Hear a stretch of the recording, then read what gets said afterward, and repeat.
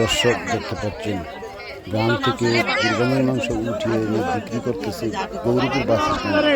জানি না এই মাংসটা বিক্রি করা যায় না না যায় সেটা আমি বলতে পারবো না, তবে আপনারা দেখতে থাকুন। আসসালামু আলাইকুম। আপনারা দেখতে পাচ্ছেন এই মুহূর্তে আমি আছি গৌরীপুর বাস স্ট্যান্ডে। আপনারা দেখেন গৌরীপুর বাস স্ট্যান্ডে আজকে হচ্ছে কুরবানির দিন। দেখেন কুরবানির মাংস বিক্রি করার জন্য এখানে শত শত মানুষ আপনারা দেখতে পাচ্ছেন। দর্শক, এ হচ্ছে আমাদের গৌরীপুর বাস স্ট্যান্ডে। আপনার কুরবানির মাংস বিক্রি করার জন্য এখানে শত শত লোক আসছে কেনার জন্য। আপনারা দেখতে পাচ্ছেন।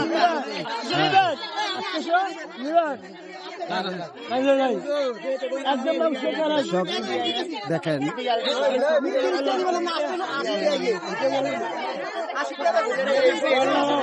কুরবানির মাংস কেনার জন্য আপনারা দেখতে পাচ্ছেন গৌরীপুর বাস স্ট্যান্ডে।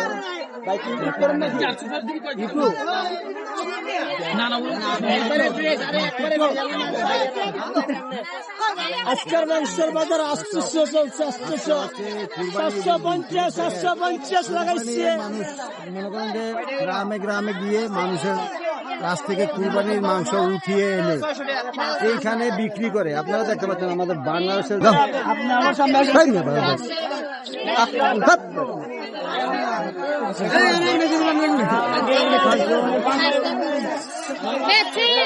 দেখতে পাচ্ছেন দর্শক, এই মুহূর্তে আমি আছি একটু গৌরীপুর বাস স্ট্যান্ডে। আপনারা দেখেন বাংলাদেশের এই যে অবস্থা, মাংস কেনার জন্য অনেক সিরিয়াল লেগে আছে আমাদের এই গৌরীপুর বাস স্ট্যান্ডে।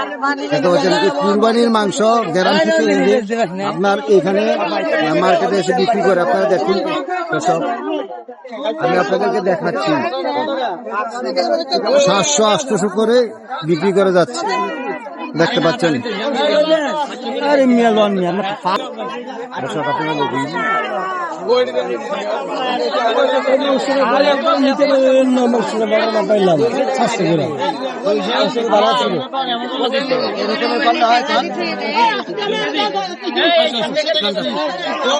দেখতে পাচ্ছেন এখানে মাংস কেনার জন্য শত শত লোক জড়ো হয়েছে। এই মাংস কিনে নিয়ে ফ্রিজে রেখে দিবে, আস্তে আস্তে খাবে। দেখতে পাচ্ছেন দর্শক, আপনাদেরকে দেখাচ্ছি। আর যে যেখান থেকে এই ভিডিওটি দেখবেন সবাই শেয়ার করে দিবেন, অন্যদের দেখার সুযোগ করে দিবেন। আমার এই গৌরীপুর বাস স্ট্যান্ডে এই সর্বপ্রথম আমি দেখলাম। আমি আগে আর দেখিনি, কিন্তু আমি হয়তো বা দেশে ছিলাম না। কিন্তু দেখেন এই মাংস কেনার জন্য শত শত মানুষ দাঁড়িয়ে আছে, এখান থেকে মাংস নিয়ে যাবে। আর যারা মাংস বিক্রি করতেছে তারা মনে করেন যে গ্রাম থেকে এনে এখানে বিক্রি করতেছে।